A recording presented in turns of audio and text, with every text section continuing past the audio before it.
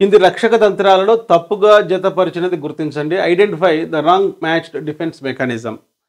Defence mechanism రక్షక తంత్రాలను ప్రతిపాదించినది Sigmund Freud. Sigmund Freud father of psychoanalysis, మనోవిశ్లేషణవాద పితామహుడు.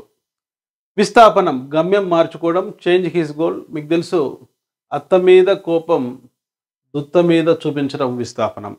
అంటే వ్యక్తి తన ఉద్వేగాలను, పర్టికులర్గా కోపాన్ని పరోక్షంగా అసలు గమ్యం వైపు కాకుండా గమ్యం మార్చుకొని చూపించడం. సాధారణంగా టీచర్ హెడ్ మాస్టర్పై ఉన్న కోపాన్ని విద్యార్థులపై చూపిస్తుంటారు. ఇళ్లలో వైఫ్ హస్బెండ్పై ఉన్న కోపాన్ని పిల్లల పైన, రిమోట్ పైన, మరి వంట పాత్రల పైన చూపించడం జరుగుతుంది. సో దీన్ని మనం విస్థాపనం అంటాం, గమ్యం మార్చుకోవడం. ప్రతిగమనం, గమనం అంటే ముందుకు పోవడం, ప్రతిగమనం అంటే వెనుకకు రావడం. అంటే ఒక వయోజనులు, పెద్దవారు చిన్న పిల్లల వలె thumb sucking, nail biting, bed vetting, crying ఇట్లాంటి ఎర్లియర్ మోడ్స్ ఆఫ్ బిహేవియర్, పూర్వపు చిన్నపిల్లల ప్రవర్తన కనపరచడాన్ని మరి ప్రతిగమనం అంటాం. ఇది కూడా కరెక్టే.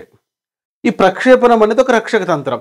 అంటే వ్యక్తి తన లోపాలను, తన ప్రవర్తనను వేరే వ్యక్తుల పైన ఆపాదించడం, తన అపజయాలకు ఇతరులను బాధ్యులు చేయడం.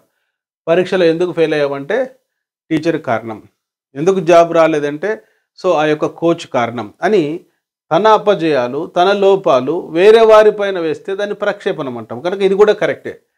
మరి రక్షక తంత్రాలలో తప్పుగా జతపరచబడినది ఎక్కడ ఉంది? ఇక్కడ స్వైర కల్పన, ఫ్యాంటసీ. మీకు తెలుసు, ఫ్రాయిడ్ ప్రకారం మనసుకు 3 స్థితులు ఉంటాయి: కాన్షియస్, సబ్ కాన్షియస్, అన్కాన్షియస్, చేతనం, ఉపచేతనం, అచేతనం. ఇప్పుడు మీరు చేతనంలో ఉండి పాఠం వింటున్నారు, బాడీ ఒక చోట, మనసు ఒక చోట ఉంటే దాన్ని ఉపచేతనం అంటాం.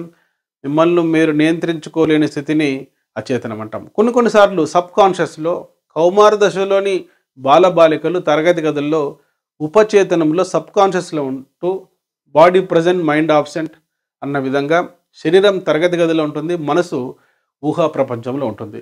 కనుక తమ తీరని కోరికలను ఊహా ప్రపంచంలో, ఉపచేతన అవస్థలో, సబ్ కాన్షియస్ మైండ్లో ఆ కోరికలను తీర్చుకుంటూ ఉంటే దాన్ని స్వైర కల్పన, ఫ్యాంటసీ, పగటి కలలు కనడం, డే డ్రీమింగ్ అంటాం. కనుక ఇక్కడ తప్పుగా జతపరచబడినది ఏంటంటే సహించలేని వాస్తవాలను త్రోసివేయడాన్ని రెప్రెషన్ అంటాం, దమనం అంటాం, స్వైర కల్పన కాదు.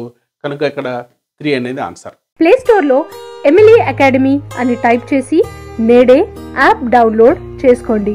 All the best.